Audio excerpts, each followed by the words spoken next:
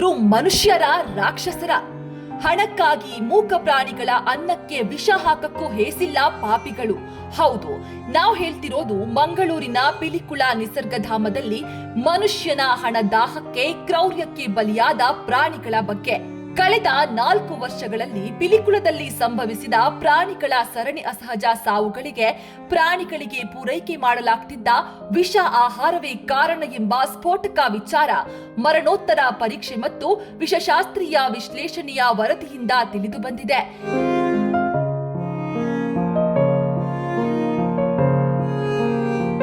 ಪಿಲಿಕುಳದಲ್ಲಿ ಪ್ರಾಣಿಗಳ ನರಳಾಟ ಹಾಗೂ ಅವುಗಳ ಸಾವಿನ ಬಗ್ಗೆ ನಮ್ಮ ವಿಜಯ ಟೈಮ್ಸ್ ನಿರಂತರವಾಗಿ ವರದಿ ಮಾಡುತ್ತಲೇ ಇದೆ. ಇದೀಗ ಈ ವರದಿಗಳ ಬೆನ್ನಲ್ಲೇ ಪಿಲಿಕುಳದ ಆಡಳಿತ ಮಂಡಳಿಯ ಇನ್ನಷ್ಟು ಕರಾಳ ಮುಖಗಳು ಬಯಲಾಗುತ್ತಿವೆ.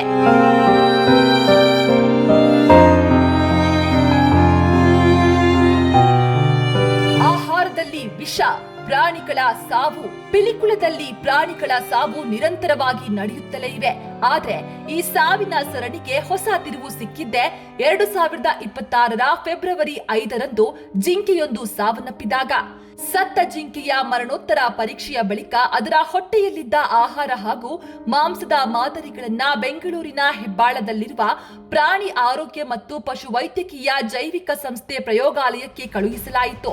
ಪರೀಕ್ಷಾ ವರದಿಯಲ್ಲಿ ಪ್ರಾಣಿಯ ದೇಹದಲ್ಲಿ ಹೈಡ್ರೋಸೈನಿಡ್ ಮತ್ತು ನೈಟ್ರೇಟ್ ಎಂಬ ವಿಷಕಾರಿ ರಾಸಾಯನಿಕ ಅಂಶಗಳಿರುವುದು ಪತ್ತೆಯಾಗಿದೆ. ಈ ವರದಿ ಅಧಿಕಾರಿಗಳ ಕೈ ಸೇರಿದೆ. ಸಾಮಾನ್ಯವಾಗಿ ಇಂತಹ ರಾಸಾಯನಿಕಗಳು ಕೃಷಿಯಲ್ಲಿ ಬಳಸುವ ಕೀಟನಾಶಕಗಳಲ್ಲಿ ಕಾಣಸಿಗುತ್ತೆ. ಇದನ್ನ ಯಾಕೆ ಆಹಾರದಲ್ಲಿ ಬಳಕೆ ಮಾಡಿದ್ದಾರೆ ಎನ್ನುವ ಪ್ರಶ್ನೆ ಎದುರಾಗಿದೆ. ಅಲ್ಲದೆ ಇದು ಪಿಲಿಕುಳ ನಿಸರ್ಗಧಾಮದ ಆಡಳಿತ ವ್ಯವಸ್ಥೆಯ ಭ್ರಷ್ಟಾಚಾರಕ್ಕೆ ಹಿಡಿದ ಕನ್ನಡಿಯಾಗಿದೆ. ವನ್ಯಜೀವಿ ಸಂರಕ್ಷಕ ಭುವನ್ ಕೋಡಿಕಲ್ ಅವರು ಈ ಬಗ್ಗೆ ಹೈಕೋರ್ಟ್ನಲ್ಲಿ ಸಾರ್ವಜನಿಕ ಹಿತಾಸಕ್ತಿ ಅರ್ಜಿ ಸಲ್ಲಿಸಿದ್ದು, ಪ್ರಾಣಿಗಳ ಆಹಾರ, ಆರೋಗ್ಯ ತಪಾಸಣೆ ಹಾಗೂ ಹಣಕಾಸು ವ್ಯವಹಾರಗಳಲ್ಲಿ ಪಾರದರ್ಶಕತೆ ಇಲ್ಲದಿರುವುದನ್ನ ಪ್ರಶ್ನಿಸಿದ್ದಾರೆ.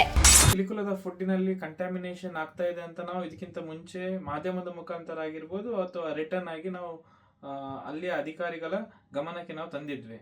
ಆದರೆ ನಿರಂತರವಾಗಿ ಅವರು ಇದನ್ನು ಸೈಡಿಗೆ ದೂಕಿಟ್ಟಿದ್ರು. ಇವತ್ತು ನಮಗೆ ಒಂದು ಕನ್ಫರ್ಮೇಷನ್ ಬರುತ್ತೆ. ಲಾಸ್ಟ್ ಮಂತ್ ಜನವರಿಯಲ್ಲಿ 4 ಬ್ಲ್ಯಾಕ್ ಬಗ್ ಸತ್ತೋಗಿತ್ತು. ಅದರ ಸ್ಟಮಕ್ಕಿನ ಸ್ಯಾಂಪಲ್ ಅನ್ನು ಲ್ಯಾಬಲ್ಲಿ ಟೆಸ್ಟ್ ಮಾಡುವಾಗ ಅದರಲ್ಲಿ ಹೈಡ್ರೋಸೈನಿಕ್ ಆಸಿಡ್ ಅಂತ ಪತ್ತೆಯಾಗಿದೆ.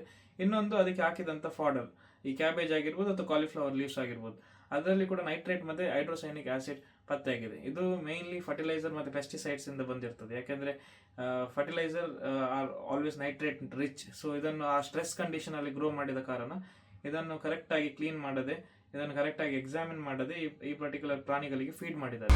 ಪಿಲಿಕುಳ ಉದ್ಯಾನವನದಲ್ಲಿ ಪ್ರಾಣಿಗಳ ಸಾವಿಗೆ ಕಲುಷಿತ ಮತ್ತು ಅಸುರಕ್ಷಿತ ಆಹಾರದ ಪೂರೈಕೆ ಅನ್ನೋದು ಸ್ಪಷ್ಟ. ಇಲ್ಲಿನ ಪ್ರಾಣಿಗಳಿಗೆ ನೀಡಲಾಗುತ್ತಿದ್ದ ಕ್ಯಾಬೇಜ್ ಮತ್ತು ಕಾಲಿಫ್ಲವರ್ ಎಲೆಗಳಲ್ಲಿ ಈ ವಿಷಕಾರಿ ಅಂಶಗಳಿರುವ ಸಾಧ್ಯತೆ ಇರಬಹುದು. ಹೈಡ್ರೋಸೈನಿಡ್ ಮತ್ತು ನೈಟ್ರೇಟ್ ಮಾದರಿಯ ರಾಸಾಯನಿಕಗಳನ್ನ ರೋಗಗಳಿಂದ ರಕ್ಷಿಸಲು ಬೆಳೆಗೆ ಸಿಂಪಡಿಸಲಾಗುತ್ತೆ. ಆದ್ರೆ ಇವುಗಳನ್ನ ಸರಿಯಾದ ರೀತಿಯಲ್ಲಿ ಶುದ್ಧಗೊಳಿಸದೆ ಹಾಗೆಯೇ ಪ್ರಾಣಿಗಳಿಗೆ ನೀಡಿದ್ದರಿಂದ ಪ್ರಾಣಿಗಳು ಸಾವನ್ನಪ್ಪಿರಬಹುದು ಎನ್ನಲಾಗ್ತಿದೆ. ಈ ವರದಿ ಬಂದಿರುವ ಹಿನ್ನೆಲೆ ತಕ್ಷಣದಿಂದಲೇ ಕ್ಯಾಬೇಜ್ ಮತ್ತು ಕಾಲಿಫ್ಲವರ್ ಎಲೆಗಳನ್ನ ಪ್ರಾಣಿಗಳಿಗೆ ಆಹಾರವಾಗಿ ನೀಡುವುದನ್ನ ನಿಷೇಧಿಸಲಾಗಿದೆ. ಅಲ್ಲದೆ ಆಹಾರ ಸರಬರಾಜು ಮತ್ತು ಸಂಗ್ರಹಣೆ ವಿಧಾನಗಳನ್ನ ಮರುಪರಿಶೀಲಿಸಲು ಸೂಚನೆಯನ್ನ ನೀಡಲಾಗಿದೆ.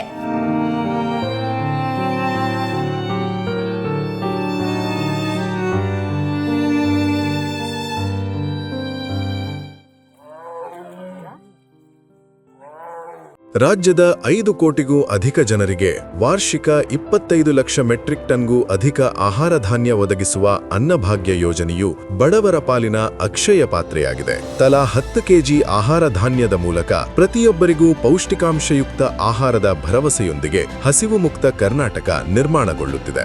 ನಾವು ನುಡಿದಂತೆ ನಡೆದಿದ್ದೇವೆ, ನಿಮ್ಮ ಪ್ರೀತಿ ವಿಶ್ವಾಸವನ್ನ ಉಳಿಸಿಕೊಂಡಿದ್ದೇವೆ. ಗ್ಯಾರಂಟಿ ಸರ್ಕಾರಕ್ಕೆ 1000 ದಿನಗಳು, ನನಸಾಗಿದೆ ಕೋಟಿ ಕನಸುಗಳು.